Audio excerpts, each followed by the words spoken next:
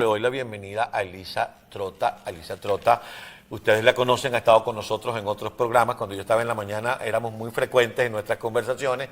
Elisa es la representante de la Asamblea Nacional ante la Argentina. Fue en algún momento reconocida como embajadora del gobierno interino, pero como las cosas cambiaron en Argentina, pues ella ahora representa a la Asamblea Nacional allá. Pero sigue haciendo su trabajo allá. Así es. Bienvenida, Elisa. Encantado de Bienvenida. saludarte. Gracias por venir al estudio, por visitarnos. Y bueno, nunca sabremos lo que ocurre con el avión, como dice la encuesta, o hay algunas variables que nosotros no estamos viendo. Bueno, buenas tardes, gracias a ustedes por la invitación. Yo espero que sí, digamos, que las investigaciones sigan su curso, la justicia argentina está actuando, hay muchas evidencias que apuntan a las peores sospechas, lamentablemente, en relación a los vínculos terroristas de este avión y sus tripulantes, sospechas además que vienen fundadas no solo con el informe de la FBI, recientemente del gobierno de Paraguay, sino también lo que ha dicho el propio Estado de Israel en relación a los tripulantes. Y además de que espero que sí se sepa, cabe recordar que Argentina tiene una deuda muy grande todavía con los argentinos, la justicia argentina en relación a estos dos atentados que se cometieron en el año 92 y en el año 94, justamente por fuerzas terroristas iraníes y que hoy siguen siendo encubiertas por Irán. Así que esperemos que esto tenga una resolución pronta y que sobre todo abra las alertas para que el mundo y la región entienda, entre otras cosas, el peligro que significa los vínculos de Venezuela con estos estados y con las organizaciones terroristas. En bloques anteriores nosotros conversábamos con el periodista argentino Hugo Machiavelli y él decía, y de hecho es lo que ha insistido la prensa en Argentina, porque hasta este momento no se ha tocado al gobierno argentino, que además permitió que este avión sancionado, sea iraní o sea venezolano, aterrizara en Argentina. ¿Por qué crees, ya hablando ya del tema político, no se toca el gobierno argentino y que no hay mayores esperanzas en que realmente se vaya a tocar incluso al final de esta investigación? Yo creo que de alguna manera sí han habido ciertos indicios en relación a la irresponsabilidad y a la falta de profesionalismo por parte del gobierno argentino al tratarse de este avión.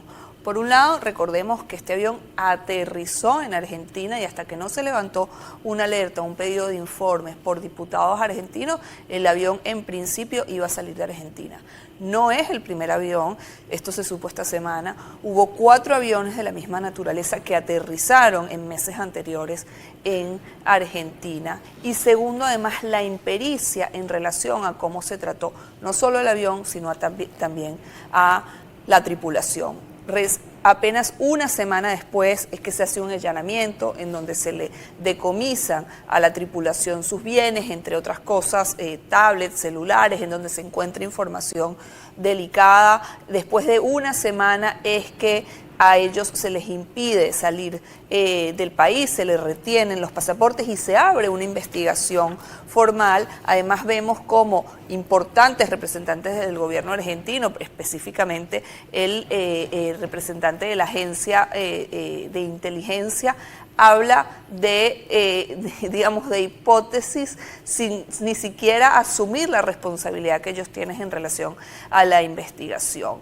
Nuevamente, Argentina y la justicia argentina, el gobierno tiene una gran deuda con los argentinos en esclarecer qué pasó y los responsables de los atentados anteriores que vayan a la justicia, así que yo espero que en este sentido esta justamente sea la oportunidad que tienen para reparar tanto daño que se ha hecho. Ahora, Elisa, cuando hablas de los atentados anteriores, y sabemos cómo, ya nosotros sabemos cómo terminó, por ejemplo, las investigaciones del tema a la AMIA, cómo finalizó con, o por lo menos quedó con la muerte del fiscal Nisma, nos preguntamos, al realizarse estas pesquisas, haber encontrado mensajes antisemitas y la posibilidad de atentados contra objetivos israelíes, hasta ahora no ha habido ningún pronunciamiento del gobierno de Israel. ¿Tú crees que de alguna manera esto obligue a la justicia argentina, aunque lo hemos dicho durante todo el programa de hoy, la fiscal no ha soltado el caso, si bien no ha investigado al gobierno argentino, sino a los tripulantes, a los pilotos, pareciera que quiere recorrer todo el camino que la lleve hasta las últimas consecuencias. Pero podríamos esperar algún pronunciamiento por parte de la comunidad judía o del propio gobierno. Sí, en principio el gobierno de Israel ha hecho dos pronunciamientos muy claros, una la semana pasada directamente la Embajada de Israel en Argentina y otro esta semana la Embajada que es, en Paraguay, que es concurrente para Uruguay y Paraguay, en donde hacen un vínculo directo y específico de esta tripulación, específicamente además del piloto, con la Fuerza Revolucionaria Islámica, con los grupos Quds y además con Hezbollah, que es un grupo internacionalmente reconocido como un grupo terrorista. Y en relación a lo que tiene que ver con los atentados en Argentina, es importante recordar, si bien el blanco fueron y pueden ser instituciones judías, fueron atentados contra los argentinos. Todas las personas que se encontraban en las víctimas de esos atentados eran argentinos, y una vez que se comete un atentado en cualquier parte del mundo, más allá de las religiones, más allá de las creencias, tiene que ver con las personas que fallecen y en este caso sus nacionalidades. Así que en este sentido creo que toda Argentina y todos los argentinos tienen que estar alertas y justamente en ese sentido la responsabilidad del gobierno. Bueno, vamos a una pausa. Vamos a hacer una pausa y vamos a continuar conversando, mis queridos amigos, con Elisa Trota. Vamos a seguir hablando con Elisa Trota. Y antes de irnos a la pausa, yo estaba conversando con la Catoar y le preguntaba, ¿qué instrumento tocamos los venezolanos o que tocan los venezolanos en Argentina en este caso? Es decir, ¿hay algún interés más el trabajo que ustedes como delegación venezolana están haciendo para que se conozcan estos casos o simple y llanamente es un caso más de la prensa? Sí, gracias por la pregunta, Carlos. Yo creo que aquí nosotros tenemos que ser conscientes en la importancia del trabajo que se está haciendo, por supuesto, por los venezolanos en los distintos países, en reunir esfuerzos, en exigir condiciones para que su vida vayan mejor, pero también nosotros tenemos que ser muy responsables a la hora de denunciar el régimen de Nicolás Maduro, que el mundo entienda el peligro que este régimen significa, no solo para Venezuela y los venezolanos, sino para el mundo entero. Y en eso precisamente se basa gran parte de nuestro trabajo. Nosotros, por supuesto, que hemos asistido a miles de venezolanos durante este tiempo, incluso durante la pandemia, con recursos básicos como comida, como abrigo, que lo hacemos todos los años. Por cierto, vamos a hacer una campaña de abrigo en los próximos días, ya que comenzó el invierno en Argentina. Lo hemos hecho ante los organismos internacionales, ante los entes competentes, pero también la denuncia constante de las violaciones de derechos humanos que ocurren en Venezuela, de los crímenes de lesa humanidad. Recordemos lo importante que es entender dónde está esa denuncia, esa investigación ante la CPI en este momento, y por supuesto los vínculos de Maduro y de Venezuela en este sentido con estados y regímenes terroristas, como es el caso de Irán, de Rusia, que está encabezando una invasión a Ucrania, de grupos paramilitares, de grupos guerrilleros. Es fundamental para que entendamos que en Venezuela las cosas no están por un lado algunas y por el otro, no, es un conjunto que tiene que ver con el peligro para los venezolanos y para la región, de que justamente cambie la situación en Venezuela y haya un cambio político para terminar con todos estos peligros.